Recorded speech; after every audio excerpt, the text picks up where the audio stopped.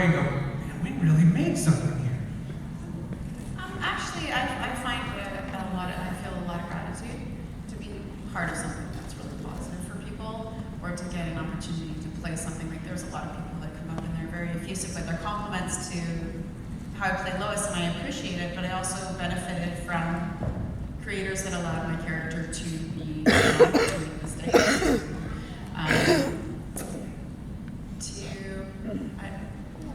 Well, take the piss, which is kind of rude, but I couldn't think of any other phrase. The male character in the show too, and have some fun that way. And I don't always, you don't always get to play something like that. So, yeah, for me, I'm always very, very grateful that I got to be part of something positive. No. What about you guys? The deep legacy question. Do you guys?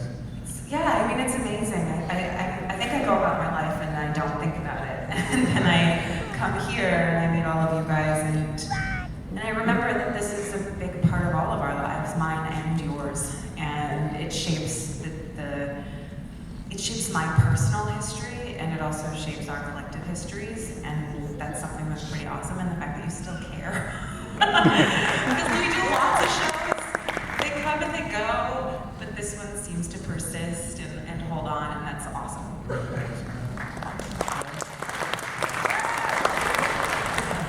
Yeah, I was actually a fan of the show because I was brought on season 7.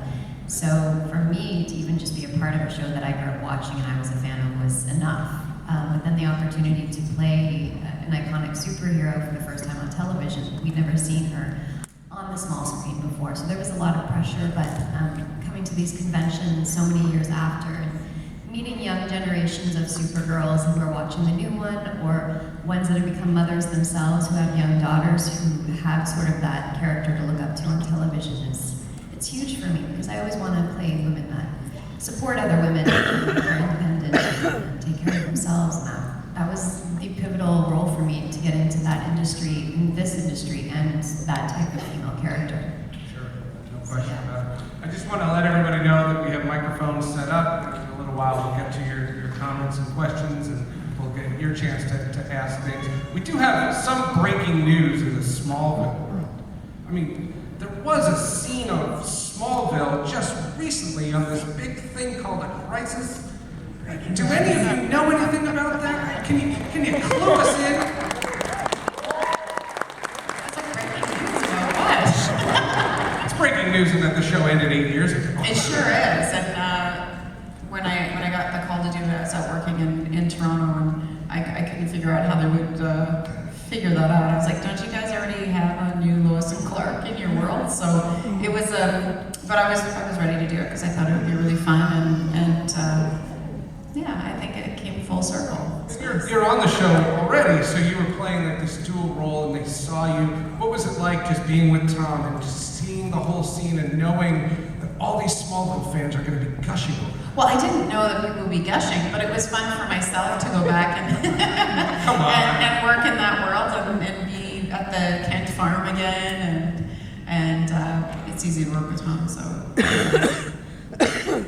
Then the only last question on that has to be, what was your thought, because every person in this room has a theory, what was your thought on Clark giving up his powers? He's gonna do what he's gonna do. I don't know. Tell us your thesis, My theory. Yeah, but I mean, never say never. Maybe he just did it like so many parents do when they're raising their kids in the littles, and then you go off and do your thing again. I don't know. I think it was cool. Sorry, I don't have a cool answer for that. Great answer. Thank you. But it's, one of the things we talked about in the earlier panel is the timing of everything. Kristen, I'll just go to you. Just the idea that the show came out in 2001. And I remember living in New York during 9/11, and I remember remembering that there was a show. It was a Superman show, but it wasn't a Superman show. And the internet was in its infancy, so we didn't really know too much about it. And I think we needed some kind of an escape. And it's not to take anything away from the work you guys were doing, but just the timing. Like, you hit the timing really, and it couldn't have been better for the success of the show. Yeah, I mean, that's a hard thing to... I remember when 9/11 happened, we were shooting on a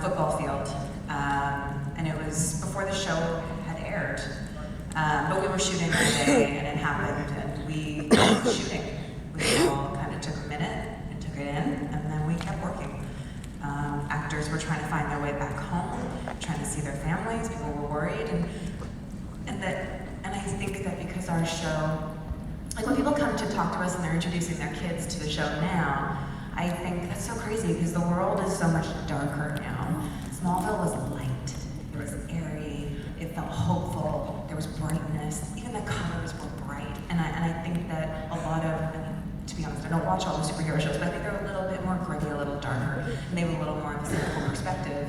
But Smallville didn't, and I think you're right. At that moment, at that time in our history, that was everything we needed. And because we didn't have a constant dialogue online, it was allowed to exist as it was. And I don't think, I mean, we were chit-chatting about it. People weren't, sending all these messages. It just existed and could be a balm for people, a salve when they needed it. It was a grounded thing that kind of, and I'll just open it up to all of you guys, and just the idea that you're in this property and there's no secret who Clark Kent is. I mean, we all knew who he was. And for so many people that were rooting for the Clark and Lana relationship, even before Lois Lane, and just this idea that, I remember I would see younger people, because I was in broadcasting then, and I would say, you see this Smallville, and they're like, well, Lana's the true love, and you're thinking to yourself, not if you ever read a comic book, because you knew where this was going, and it was so unique in that it was able to have its own voice and not have to rely solely on source material. Yeah, I think that was great. I think they really wanted to do that, make sure that they could tell a story all on its own. And it was a coming-of-age story. Very typically, superpowers were puberty. It was really, really obvious what they were doing. And it's nice because, I don't believe in the concept of true love, but I love that we told a story that showed a man's journey, a boy's journey to becoming a man, whose life is going to be full of loves and moments and challenges, and I think that's more reflective of the truth. And then Erica, when Lois Lane is introduced, that's an iconic name. It's a person that everybody watching it knows that he winds up with her. And you guys don't hit it off at first, and it's kind of like a rivalry kind of thing. And what was the idea of, again, this show having its own voice despite this century of source material? Well, I think, again, the timing of it, right? When Lois came in when she wasn't normally supposed to have been there, that saved a lot of that. They did all the heavy lifting for me in that. And then by rights, when you do something as an individual, it'll always be done uniquely and take on that life of its own. And so they saw how we interacted together and realized there was a banter going on, and then wrote that a little bit more, right.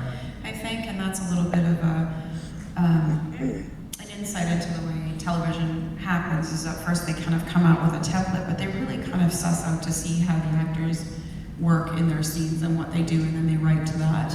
And Smallville at that time it's such an earnest show. Very, very earnest. And Lois was far from earnest. Like, it needed that kind of voice of sarcasm, of flippancy, who wasn't steeped in, puberty. But, so heavy. Yeah, and you realize that, it needs all the ingredients kind of sprinkled in to make something flawed. But I think also the show was so good because depending on who you were as a person, you could really enjoy a specific character that would encourage you. So I have had people come up to me to say that they thought it was great because they felt very nerdy in school, to see the nerd, kind of come into his own and find some strength and some courage. And other people kind of would say, well, they love that Lois didn't have any powers, and yet she would stand right beside the guy and go, I can do just as much, and risk that. And so there was those things as well.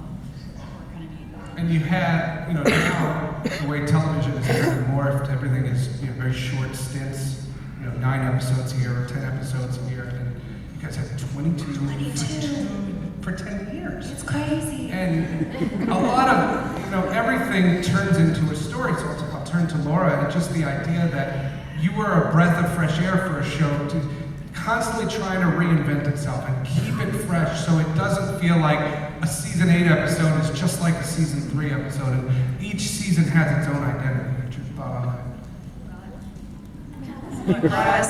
Please enlighten us. So, what is the question? The show got really good at the end. Oh, okay. know if I was a freshening of the show or You whatever. sure fresh. I was fresh. Didn't wear a lot either. Which was still fresh and wonderful. Very fresh. I'm a huge fan. That's a good thing about our show too, is that it's very rare that people get along, but that the women in the show get along, because they often they fight a lot still. And I thought that was so nice to be part of the show where I never worked with I didn't get to work with you guys. Well, you saw me in a bikini. I saw you in a bikini. We had that again. Sorry. But there is a lot of toxicity on set sometimes, and it was just Yes. it was really refreshing that even though we didn't get to necessarily work together a lot, when we were on set together or crossing paths. Standing in a lunch line. Yes. We talked. Yeah, and even more so now, we're getting to, I mean, especially you guys worked together much longer than I was able to, but getting to know you guys now, it's been incredible. You know, we're having more in-depth conversations about life and being Become women. old ladies together. We're old ladies now. Ladies. One thing, you know, no. Anyways, it's not working for Well, I was trying to see how I could take that answer and raise it.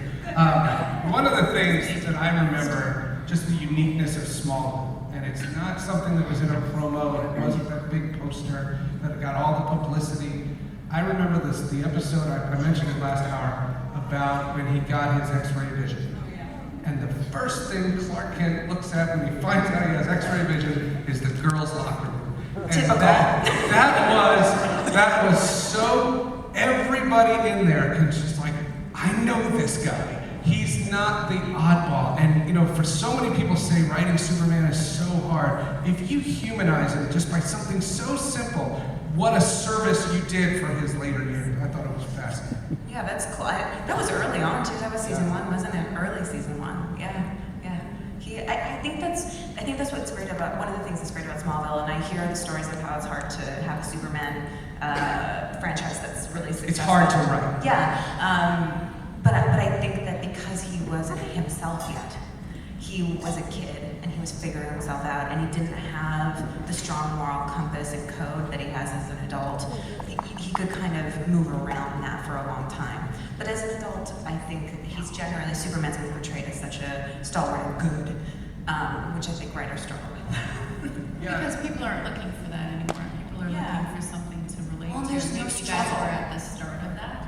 But given, the climate of everything that's going on in the world too, in our lives, and how we just have so much information and so much product that we can look at and watch and see, and we're trying to either, navigate it for our kids or whatever. You want to have characters that, yes, I'm always looking for a show with the redemptive quality to it. And sometimes it's tricky to find. So that's just my particular cup of tea. Like, I won't watch stuff that's too dark. But people also want to see a relatable character. So a character that can do good, but also struggle with choices that aren't great, because, hey, we've all been there, we've all done that. And so it makes us feel a little bit better, I think. Well, and I remember I read, just as a grown-up in the business, just reading interviews. And I remember it was a Wizard magazine, Bruce Timm. You guys all know Bruce Timm, creator of Batman the Animated Series and Superman. Love Batman. Right? Animated series. There you go. We can be friends. And when they created the Superman series, Bruce Timm did this interview, and it really stuck with me. And he said, writing Superman is really hard. And my response to that, and I was curious to get your take, is good. Because it means that when it's well done, you know that it's really hard. That means it's even that much more of an accomplishment. Yeah, that's And I think it's almost like a player in baseball. If it's hard to throw 100 miles an hour, well then I appreciate it. But if everybody can do it, it's not the same. I don't know. Just your thoughts on that.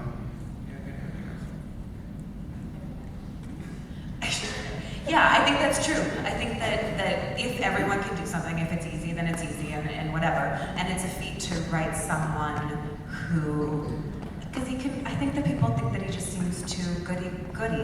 And I think that's partly why they struggle to write him. I'm making an assumption. I don't know. I don't write Superman, so I don't know. You don't. I don't. In her off time, she does. Yeah, in my fan She has fan fiction. Exactly. I have a secret account. I also think like Smallville was the first of its kind, so that in itself must have been a difficult feat. And now all of the other shows are just kind of, just riding on that coattail, I think.